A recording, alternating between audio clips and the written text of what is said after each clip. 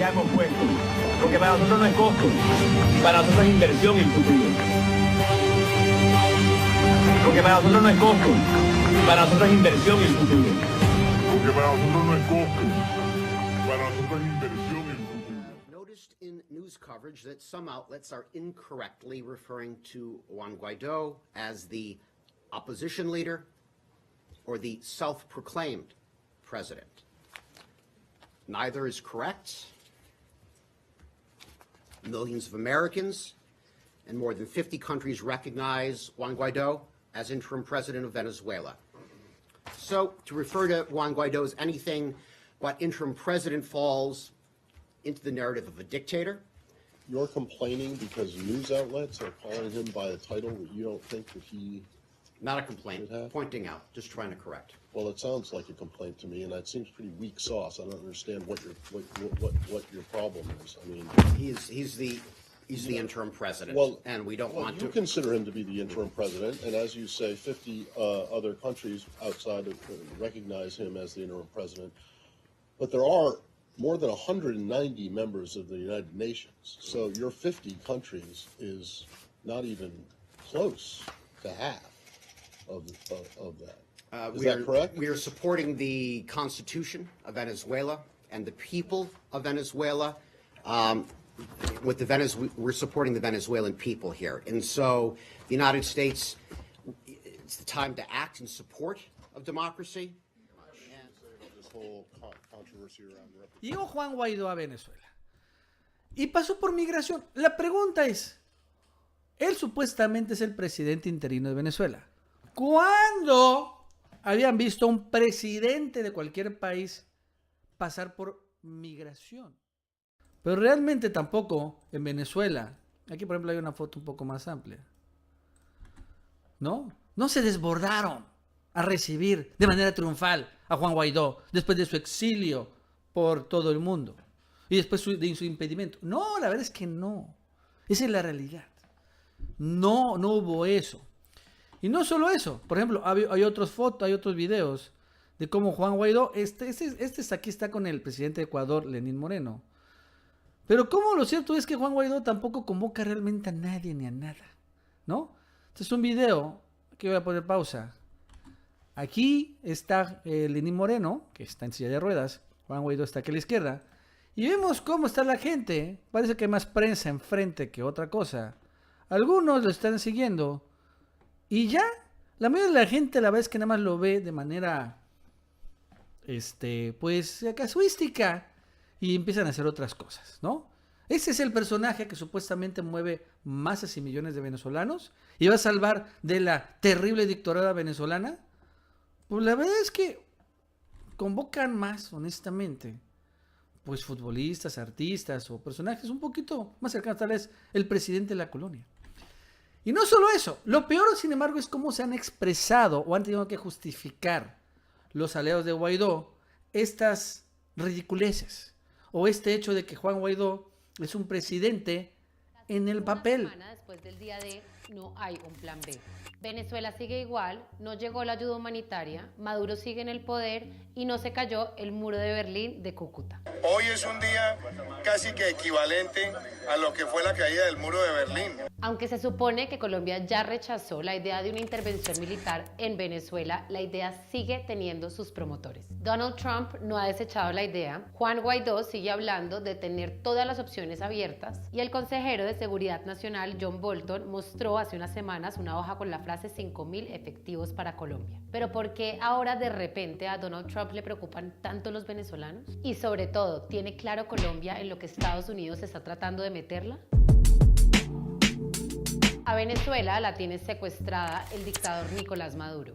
La malnutrición es frecuente, conseguir medicamentos es una odisea y vivir de un salario es imposible. 9 de cada 10 venezolanos están por debajo del umbral de pobreza y 6 en la miseria absoluta. El costo para la región es enorme. Más de 3 millones de personas han cruzado las fronteras para sobrevivir en los países de la región y hoy hasta los chavistas piensan que la recuperación supone que Maduro se tiene que ir. El problema es que Estados Unidos parece ser el único que tiene un plan de cómo sacarlo y como siempre es un plan que solo le conviene a los gringos.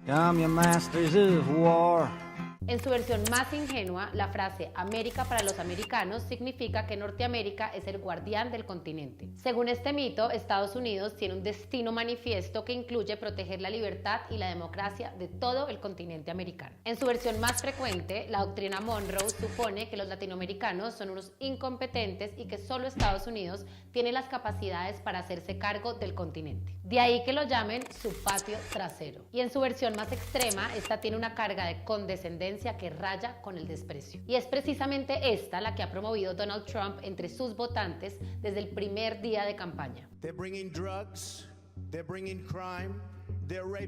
Ya en la presidencia, el señor Trump ha usado expresiones como países de mierda para referirse a la región o a sus habitantes, incluso cuando son ciudadanos norteamericanos, tal y como lo comprobaron los puertorriqueños tras la devastación del huracán María. A Trump le tiene sin cuidado el futuro y los derechos de los venezolanos. Lo que le molesta a Maduro no es ni su autoritarismo ni su violencia. Al contrario, ese es el estilo que más le gusta a Donald Trump. Como quedó en evidencia con las palabras de admiración que ha tenido hacia el filipino Rodrigo Duterte, responsable de miles de ejecuciones extrajudiciales, o con el norcoreano Kim Jong-un, con quien se reunió el martes a pesar de que este preside un estado prisión que tiene esclavizados a sus ciudadanos. Por no olvidar a su gran protegido, Mohammed bin Salman, quien desde que preside Arabia Saudita lanzó una guerra en Yemen con un costo humanitario brutal que a nadie le ha llamado la atención. Y además ordenó personalmente el asesinato, el desmembramiento y la desaparición de los restos del periodista Jamal Khashoggi dentro de la embajada de su país en Turquía. Sin embargo, Trump ni se inmutó.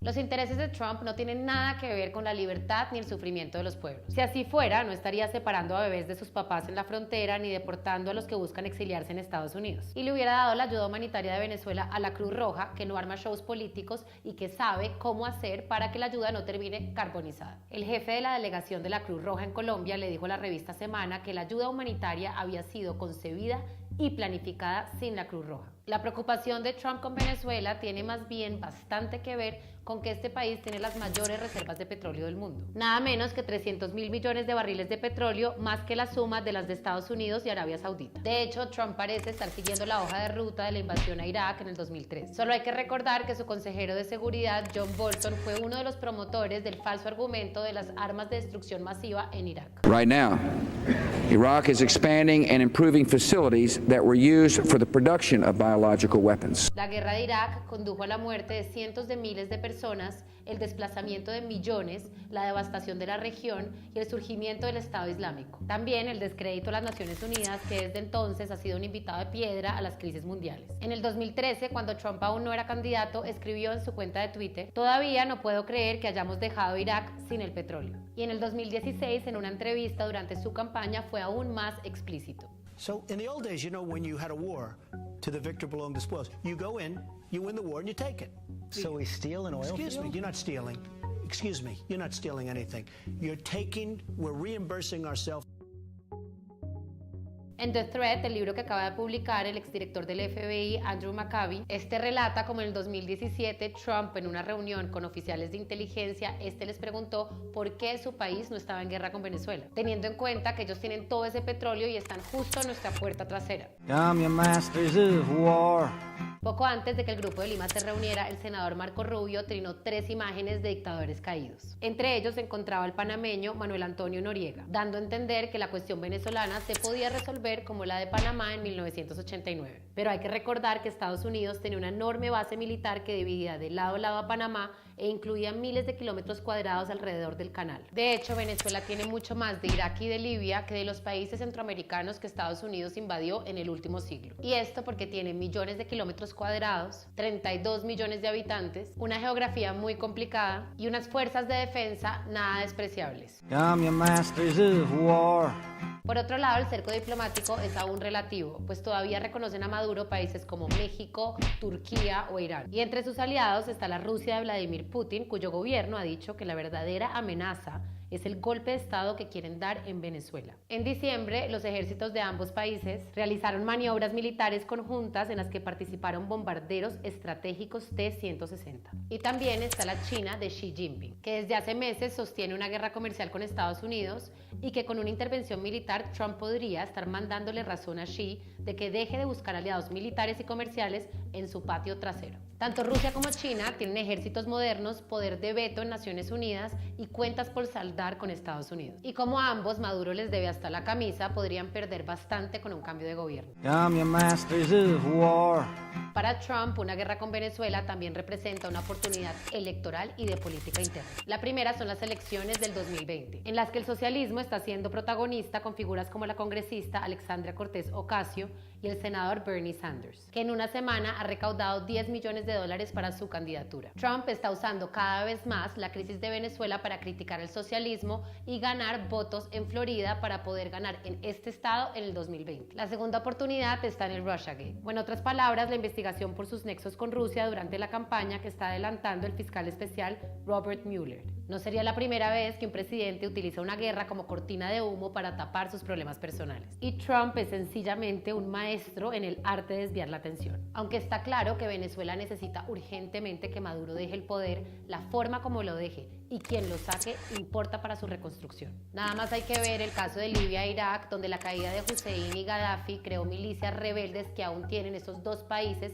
inmersos en un caos total. En Venezuela eso podría suceder con los colectivos que ya están organizados en estructuras paramilitares que podrían prescindir del Estado para funcionar. Ante una intervención militar exitosa, aunque Guaidó podría sentarse en el Palacio de Miraflores, recibiría un Estado fallido y además tendría que manejar una subversión desbocada y lidiar con el karma de estar en deuda con los Marines de Trump. Aplaudimos que Colombia y el Grupo de Lima hayan rechazado una intervención militar, pero la declaración no es suficiente. Hay que evitar a toda costa los actos provocadores, como el que ocurrió con la ayuda humanitaria, que solamente sirven para los intereses guerreristas de Trump y para que Maduro se atornille más en el poder. La presión diplomática y económica debe continuar, pero los únicos que pueden ostentar el título de líder mundial por la liberación de Venezuela son los propios venezolanos.